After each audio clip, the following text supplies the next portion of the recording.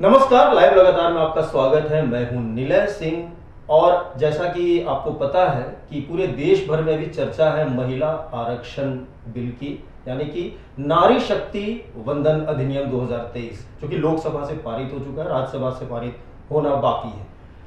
इसको लेकर कई तरह की बातें चल रही हैं, कई लोग इसे चुनावी दांव बता रहे हैं। तो इस पर जो गणना और जो परिसीमन का जो पेंच लगा दिया है, उससे ऐसा माना जा रहा है कि ये महज एक चुनावी दांव है और अभी इसे होने में भी समय लगेगा। इसी मुद्दे पर हमारे साथ बात करने के लिए हमारे सलाहकार संपादक राजेंद्र तिवारी जी और हमारे विशेष संपादक फैसल अनुराग जी, दोनों सर स्वागत है सर। और जैसा कि अभी 2-3 दिनों से यह चर्चा चल रही है, पहले ये एजेंडे में भी नहीं था।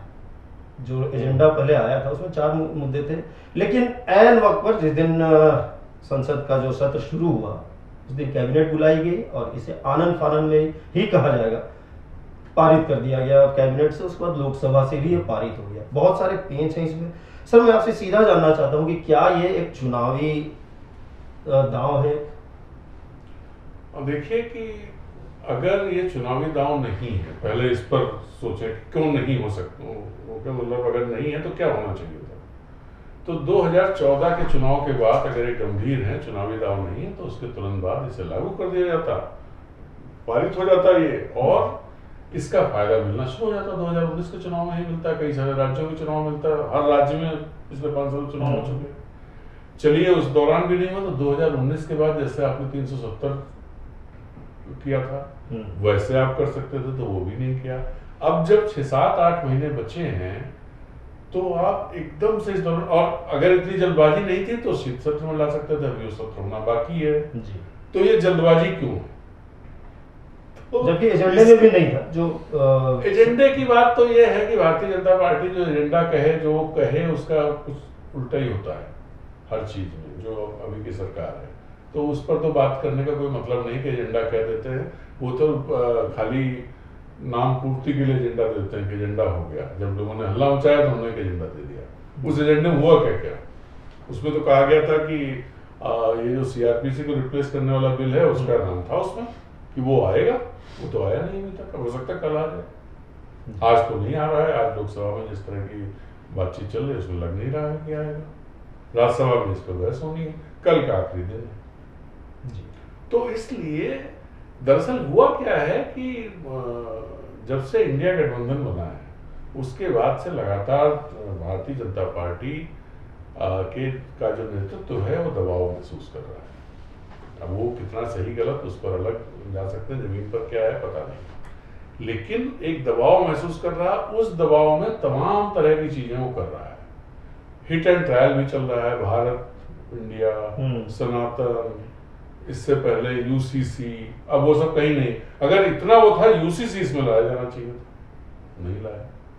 जिसकी चर्चा एक देश एक चुनाव में हम उससे सहमत असहमत, ये इस पर अलग से बात हो सकती है, लेकिन वो था एक इशू जिसको आप लाते हुए लगता कि बहुत अर्जेंट है, अभी चुनाव होने वाले हैं, राज्यों चुनाव है, तो सब एक साथ हो जाए, या मान लीजिए सारे नहीं हो तो 10 ही राज्यों के और आम चुनाव एक साथ हो जाए, तो लगता कि भाई अर्जेंसी थी इसमें। लेकिन उस पर कमेटी बनाकर उस मामले को अभी ठंडे बस्ते में डाल दिया। तो मामला यही है कि अगले चुनाव को देखते हुए दरअसल जिन 4-5 राज्यों में चुनाव है, ये मिजोरम और तेलंगाना, छत्तीसगढ़, राजस्थान, मध्य प्रदेश, इन सभी राज्यों में, मिजोरम को छोड़ दें, और मिजोरम में भी क्योंकि वहां की जो सत्तारूढ़ दल है उसने तो सरकार का विरोध ही कर दिया था बहुत सारी चीजों पर, यूसीसी में भी किया है।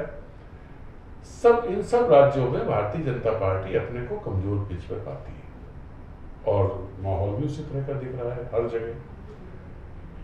और आम चुनाव आने वाले हैं, जिसमें इंडिया एक फॉर्मिडेबल चैलेंज के तौर पर खड़ा होता हुआ नजर आ रहा है। जितना खड़ा हो पाएगा भविष्य बताएगा जी। तो ऐसे में उनको एक मुद्दा चाहिए, वो मुद्दे चले नहीं जिन पर भारत इंडिया और सनातन और ये सारी चीजें। अब देखना यह है कि भाई ये क्या होगा। तो इन्होंने सोचा कि महिलाओं के मसले पर, ये हो सकता है देश की आधी आबादी है, तो सबसे बड़ा वोट बैंक तो महिलाओं का है, और इस पे कोई विरोध भी नहीं उस तरह से। विरोध हालांकि पहले हो चुके, 2010 में इन्हीं पार्टियों में लोगों ने विरोध किए थे, इसी तरह का विधेयक था, और समाजवादी पार्टी आरजेडी ने उसका विरोध किया था। लेकिन इस बार स्थितियां इस तरह की हैं कि जो विपक्षी दल है वो भी शायद समझदारी से काम कर रहे हैं, तो विरोध में जाने की जगह कि इसका नुकसान अपने को नहीं हो, ऐसा करके वो खुद अपने को इसका फायदा दिलाने की कोशिश कर रहे हैं, जिस तरह से उन्होंने जोड़ा है चीज। चलिए ठीक है, अब इसका कितना फायदा मिलेगा ये तो आने वाला समय में ही बताएगा। फैसल सर हमारे साथ हैं। सर आपका क्या मानना है? देखिए, अभी जिस ढंग का यह बिल पेश किया गया है तो सही बात है कि इससे एक बड़ी क्रांति भारतीय समाज के भीतर आएगी, इसमें कोई दो राय नहीं है। कौन कर रहा है ये महत्वपूर्ण नहीं है। राजीव गांधी ने पंचायतों में सपना देखा और फिर 3-4 जो बाद की सरकारें आई, सबने इस दिशा में प्रयास किया और आज ये लगता है कि कानून विधेयक पारित हो जाएगा। राष्ट्रपति के सिग्नेचर के बाद कानून बन जाना चाहिए इसको। लेकिन सवाल दूसरा है कि आखिर इसको वो जो एक इसमें क्लॉज लगाया गया है कि क्यों परिसीमन की जरूरत है। अभी तो आप 33% आरक्षण वर्तमान व्यवस्था के भीतर दे सकते हैं, इसमें कहीं कोई पेच है क्या कानूनी? ये तो कोई कानूनविद जो कल से डिस्कशन चल रहा है सबकी राय है कि ऐसी कोई पेच संविधान कोई बाध्यता नहीं है। दूसरी चीज की जनगणना कब होगी? कल अमित शाह जी ने कहा कि 24 में चुनाव होगा, 25 में जनगणना होगी। जनगणना की पूरी रिपोर्ट आने में 2 साल माने उसकी प्राथमिक रिपोर्ट आने में, और जो पूरा गांव से जाति और इसकी सारी आबादी के जो आंकड़े आएंगे, जो पिछला अनुभव है वो 4 साल 5 साल लगते हैं। आप बहुत ही फास्ट करेंगे तो 4 साल लगेंगे। तो 25 में जनगणना होगी, 29 में उसकी सारी रिपोर्ट आएगी। परिसीमन तभी संभव होगा जब ये सारी रिपोर्ट आ जाए, क्योंकि परिसीमन किस आधार पर आप करेंगे? ये देखेंगे ना कि किस क्षेत्र में कौन सी जाति कितनी है, कहाँ आबादी घटी है, क्या हुआ है। मोटा मोटी तो नहीं देखना, एक एक इलाके का एक एक डिटेल देखना। तो ऐसी स्थिति में मुझे नहीं लगता कि 2029 में भी लागू हो पाएगा। ये हो सकता है 2034 में लागू हो, लेकिन तब तक अगर 2031 में फिर आप जनगणना कराएंगे तो फिर उसके आधार पर भी तो आपको देखना पड़ेगा कि क्या होगा। तो ये बहुत सारी, दिल्ली में बहुत दूर, इसमें बहुत सारी पेचीदगी है और इस पेचीदगी को लोग समझते हैं। दूसरी बात यह है कि इस देश में देखिए कुछ ज्वलंत सवाल उठ गया है। जाति जनगणना का सवाल उठा है, ओबीसी आरक्षण का सवाल उठा है, और ये किसी भी पार्टी के लिए इसको नकारना आज की तारीख में अब संभव नहीं रह गया। और ये बहुत ही महत्वपूर्ण सवाल है। अगर बीजेपी का भी वोट आधार आप देखें, यूपी बिहार, यूपी मध्य प्रदेश छत्तीसगढ़ या कहीं भी देखें, जो उसको वोट आता है वो ओबीसी उसमें एक बड़ा चंक है। अगर उसके लिए आरक्षण की व्यवस्था नहीं होगी तो ये राजनीतिक हाराकिरी भी मोदी जी के लिए साबित हो सकता है, मेरी समझ है।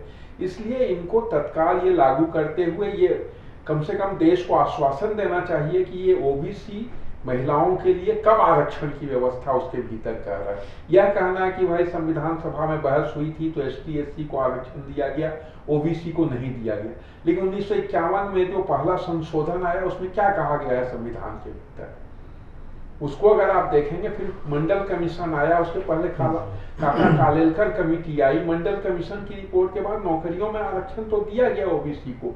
तो आपके पास संविधान का कुछ है, इसमें संशोधन करना है, उसके लिए तो आपको सारे दल सहयोग कर रहे हैं। तो आप चाहें तो शीतकालीन सत्र में भी है, बिल्कुल, क्योंकि संशोधन सभी एक चीज में और जो ये कहते हैं कि संविधान में आरक्षण की ओबीसी की व्यवस्था नहीं है, दरअसल संविधान में एससी एसटी नहीं कहा गया है, बैकवर्ड क्लासेस कहा गया है।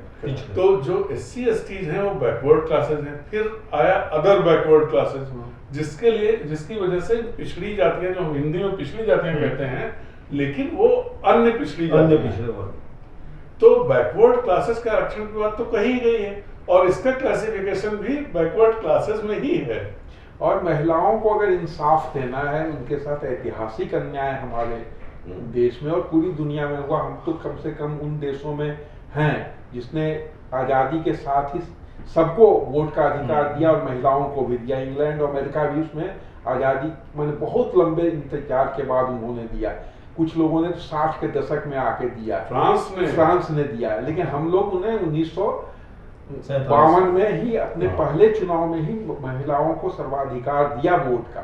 तो ये इंसाफ उनके साथ होना चाहिए। संसद के भीतर 1/3 महिलाएं, क्या हम, मेरी तो इच्छा होगी कि आधी महिलाएं वहां भी है, वो देश ज्यादा, क्योंकि देखिए महिलाएं घर अगर चला सकती हैं, और हिंदुस्तान का कोई ऐसा घर नहीं है जो पुरुष चलाता है, वो सारा बिल्कुल, और देश चला भी चुकी है। हाँ, तो सारा घर महिलाएं चलाती हैं। और पंचायतों में जो ये लाखों महिलाएं आई हैं, इसमें कम से कम 40-45% महिलाओं ने बड़ा अच्छा काम किया। इस पर कई रिपोर्टें छपते रहती हैं, और उन्होंने नेतृत्व की क्षमता भी दिखाई है। वो केवल प्रमुख पति और मुखिया पति नहीं है, उससे वो बाहर निकल के उनका अपनी अस्मिता भी आई है। जी बिल्कुल, तो और उसको मौका दिया जाना चाहिए। बिल्कुल, चाहे आप इंदिरा गांधी जी की बात करें या फिर अभी जो हमारे मायावती जी की बात करें, अभी ममता बनर्जी मुख्यमंत्री हैं, कई राज्यों में भी है, जयललिता रही हैं। बिल्कुल बिल्कुल। अगर हम इसको 2024 के चुनावों से जोड़कर देखें, तो जिस तरह से एनडीए को ऐसा लग रहा है कि एक उसने बहुत एक ब्रह्मास्त्र जिसे आप कह सकते हैं वो छोड़ दिया है, जैसा कि सर ने भी बताया कि अभी और कोई मुद्दा उनके पास था नहीं, तो क्या 2024 में इसका फायदा मिलेगा, या फिर अभी इसमें जो पेंच है उसको इंडिया गठबंधन है वो कितना भुना पाएगी? अभी कुछ देर पहले हमारी बात इस विषय पर राजेंद्र जी से हो रही थी। जो इसको अभी जनता के बीच ले जाएगा अपना एजेंडा, अगर ओबीसी आरक्षण का मुद्दा इंडिया खड़ा करने में सक्षम हुआ तो इसका नुकसान बीजेपी को होगा, और अगर वो नहीं कर पाया तो थोड़ा लाभ तो मिल सकता है बीजेपी को। आपका क्या मानना है? देखिए, आप देखिए कि उमा भारती जो भारतीय जनता पार्टी की नेता हैं, उन्होंने कल बयान दिया कि उन्होंने प्रधानमंत्री को पत्र लिखकर 50% ओबीसी आरक्षण की मांग की है। और हम ये पहली बार नहीं कर रहे हैं। उन्होंने कहा 96 में जब देवगौड़ा के समय में आया था तब भी मैंने स्वागत किया था और पत्र लिखकर मांग की थी। प्रहलाद पटेल जो मध्य प्रदेश से ही आते हैं, पिछले समुदाय से हैं, केंद्र में राज्य मंत्री हैं, जिनके ट्वीट से ये खबर पुख्ता हुई थी कि कैबिनेट में पारित हो गया है ये प्रस्ताव कि भाई ये अधिनियम आएगा या ये बिल आएगा। उन्होंने अपना ट्वीट डिलीट कर दिया और उसके बाद कोई बयान नहीं आया है उनका। इससे ये समझा जा सकता है कि ओबीसी का मसला, ओबीसी आरक्षण का मसला कितना सेंसिटिव मसला है और कितना महत्वपूर्ण मसला है सारी पार्टियों के लिए। जैसा आपने कहा कि ना कोई पार्टी इसका विरोध नहीं कर सकती, लेकिन जिस तरह से कल लोकसभा में और आज राज्यसभा का मैंने बहुत सुना नहीं है, लोकसभा में सोनिया गांधी से लेकर के कनिमोझी, सुप्रिया सुले और भी जो काकोली और मतलब ऐसे ढेर सारे जितने वक्ता थे, राहुल गांधी तक, सबने सबसे पहली मांग ये रखी कि इसमें ओबीसी आरक्षण की व्यवस्था होनी चाहिए, और दूसरी ये बात रखी कि इसको तुरंत क्यों नहीं लागू किया जा रहा है। ये भी सबने कहा है और लागू किया जा सकता है। तो अगर ये सरकार, भारतीय जनता पार्टी सरकार या भारतीय जनता पार्टी का मौजूदा नेतृत्व देश को ये समझाने में कामयाब नहीं हो पाया, जो सवाल है इसको तुरंत क्यों नहीं लागू किया जा रहा है, इसमें ओबीसी की व्यवस्था क्यों नहीं है, जनगणना पर इसे ये राइडर क्यों लगाया गया कि जनगणना होगी तब इसको वो करेंगे, परिसीमन होगा, 545 सदस्यों में ही या 543 सदस्यों में ही क्यों नहीं आप व्यवस्था कर दी है। इसके लिए एक बहुत विश्वसनीय आपको जवाब जनता के सामने रखना पड़ेगा और जनता उसे एक्सेप्ट करे, तब तो भारतीय जनता पार्टी इसका फायदा होगा। अगर ये ऐसा नहीं कर पाते हैं तो भारतीय जनता पार्टी को इसका कोई फायदा नहीं मिलेगा, पहली बात। दूसरी बात, भारतीय जनता को फायदा नहीं मिलेगा इसका मतलब ये कतई नहीं है कि इंडिया को इसका फायदा बाय डिफॉल्ट मिल जाएगा। इसके लिए उसे भी मेहनत, उसको ये सवाल लगातार उठाते रहने होंगे और उसको भी अपनी क्रेडिबिलिटी के साथ, खाली हवाबाजी नहीं, क्योंकि उनके साथ एक दिक्कत ये है, आरजेडी और समाजवादी पार्टी, उन पर ये लग सकता है 2010 में इन्होंने विरोध किया था इस विधेयक का, जो कि अभी घटक है। हाँ, हालांकि भारतीय जनता पार्टी ने विरोध कर रखा है, ऐसा नहीं है कि उन्होंने नहीं किया है, उन्होंने भी कर रखा है, लेकिन भारतीय जनता पार्टी की मशीनरी जरा ज्यादा स्ट्रांग है तो वो इन चीजों को बहुत जल्दी फैला सकती है। तो एक तो ये नेगेटिव चीज है जिसको उन्हें पास। दूसरी बात ये कि उनके पास ढेर सारी स्ट्रेंथ है, वो सारी स्ट्रेंथ एक साथ ला करके क्या वो लोगों के बीच ऐसा ओबीसी का नैरेटिव खड़ा कर सकते हैं। हालांकि वो उन्होंने रायपुर अधिवेशन से कांग्रेस ने शुरू कर दिया जातिगत जनगणना, और फिर उसके बाद भारत जोड़ो यात्रा में, और फिर कर्नाटक के चुनाव में, और अभी जो आपका CWC हुआ उससे भी प्रमुख मांग रही वो, और पार्लियामेंट में भी सब लोगों ने ये मांग की, सोनिया गांधी ने तो की, बाकी दलों ने भी की। अगर वो चीज मजबूती से क्रेडिबल तरीके से उठा सकते हैं, वो लोग जीवित रख सकते हैं चुनाव तक, तो इसका फायदा इंडिया दलों को होना, मतलब मैं कहूंगा कि निश्चित हो जाएगा कि उनको मिलेगा ही फायदा। क्योंकि पूरे देश में जो पॉपुलेशन है हर जगह 50% से ज्यादा है, और जब 50% हम बात करते हैं तो 1931 के आंकड़ों से करते हैं, और कोई आंकड़ा नहीं है। 2011 में जरूर कास्ट सेंसस हुआ था, लेकिन उसे सरकार ने पब्लिक नहीं किया था, हम लोगों को नहीं पता क्या है। इस संदर्भ में कल राहुल गांधी ने अपने भाषण में एक बड़ी महत्वपूर्ण बात कही कि अगर सरकार 2011 के जनगणना को आप नहीं लाती है तो हम ले आएंगे। अब पता नहीं वो कैसे लाएंगे, नहीं पता है। नहीं, वो इलीगल होगा, वो इलीगल होगा, वो पार्टी के तौर पर नहीं ला सकते, पार्टी के तौर पर नहीं ला सकते। हाँ, उनकी सरकार बन जाए तो फिर वो ला सकता है। लेकिन अभी महिला आरक्षण बिल 24 में तो नहीं होगा, ये लगभग ये तो तय है। जिस तरह के फैसला तो बता रहे हैं कि अपने भाषण में भी कह दिया था, आपने तो कहा कि 29 में भी मुश्किल ही लगे। मेरी नजर जी, अगर ये सारी चीजें चली, मान लीजिए परिसीमन जो पिछला हुआ था 2002 में, उसने 4.5 साल लगाया था रिपोर्ट देने में। उसमें होता क्या है परिसीमन में कि प्रत्येक क्षेत्र की समीक्षा की जाती है, उसमें बहुत सारी आपत्तियां दर्ज की जाती हैं, उन आपत्तियों का निपटारा होता है, फिर राज्यों के बहुत सारे सवाल होते हैं, क्योंकि उसमें कई राज्यों की सदस्य की संख्या लोकसभा में घट जाएगी। जैसे तमिलनाडु अभी 39 है, वो शायद 36 या 37 रह जाएगा। तो तमिलनाडु का विरोध है, बहुत सारी समस्याएं हैं। वो ऐसा नहीं है कि बहुत स्मूथ चीज है कि गए और वो हो जाएगा। तो उस राजनीतिक दक्षिण के राजनीतिक विरोध को और बहुत सारे क्षेत्रों के विरोध को आप कैसे संभालेंगे, आपत्तियों को कैसे निपटारा करेंगे। कोई आयोग चाहे जितनी तत्परता से काम करे, 4 साल तो कम से कम उसको लगेगा। बिल्कुल, यानी कि अभी दूर की कौड़ी है महिला आरक्षण बिल। लेकिन चीज और मैं इसमें जी जोड़ना चाहता हूँ, अगर महिलाओं को लेकर के और जो हाशिए का समाज है या जो पिछड़ा वर्ग है उसको लेकर के सरकार गंभीर है, तो मैं ये लगातार 2-3 दिन से मेरे दिमाग में सवाल चल रहा है। फिर हमारी राष्ट्रपति द्रौपदी मुर्मू जो आदिवासी समुदाय से आती हैं, महिला हैं, जो संसद की मुखिया हैं, उनको नई संसद के पूरे उसमें कहीं शामिल नहीं किया गया। ना उसके उद्घाटन के समय पे शामिल किया गया, अभी जब प्रवेश हुआ तब भी नहीं शामिल किया गया। प्रधानमंत्री की अगुवाई में सब लोग आए, जबकि संसद की प्रमुख कस्टोडियन राष्ट्रपति। तो अब इसकी क्या वजह है पता नहीं। कितना अच्छा लगता कि राष्ट्रपति के पीछे सारे लोग नए संसद में। बिल्कुल, और इस बात को जेवीएम के सांसद विजय हंसदा ने भी कांग्रेस के, हाँ, विजय हंसदा ने उठाया, मैंने सुना था। इससे 2 सवाल उठते हैं। एक सवाल ये उठता है कि क्या भारतीय जनता पार्टी जो बैकवर्ड क्लासेज हैं देश के, जो सबाल्टर्न लोग हैं, उनको उनकी बेहतरी को लेकर के गंभीर है या सिर्फ चिकनी चुपड़ी बातें करती है। दूसरा सवाल ये उठता है, महिलाओं को लेकर इतनी बड़ी बड़ी बातें पार्लियामेंट में हुई और प्रधानमंत्री जी नारी शक्ति वंदन और इस तरह के विशेषणों का और शब्दों का इस्तेमाल करते हैं, लेकिन आज हमारी प्रथम नागरिक एक महिला है, उन महिला को क्या सम्मान दिया गया? और इवन जो उनके बिना जो काम नहीं होने चाहिए वो काम उनके बिना ही किए गए जी। तो इससे शंका और बढ़ जाती है जी।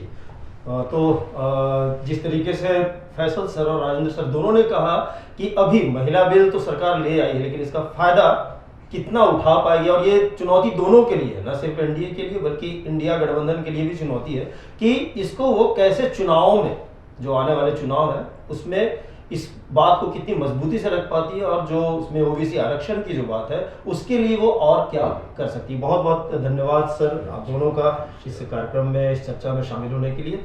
तो फिलहाल इतना ही, मुझे दीजिए इजाजत, लेकिन खबरों से जुड़े रहने के लिए बने रहिए लाइव लगातार के साथ। अगर आपने हमें सब्सक्राइब नहीं किया है तो अभी तुरंत सब्सक्राइब करें और हमारी खबरों को शेयर करें। नमस्कार।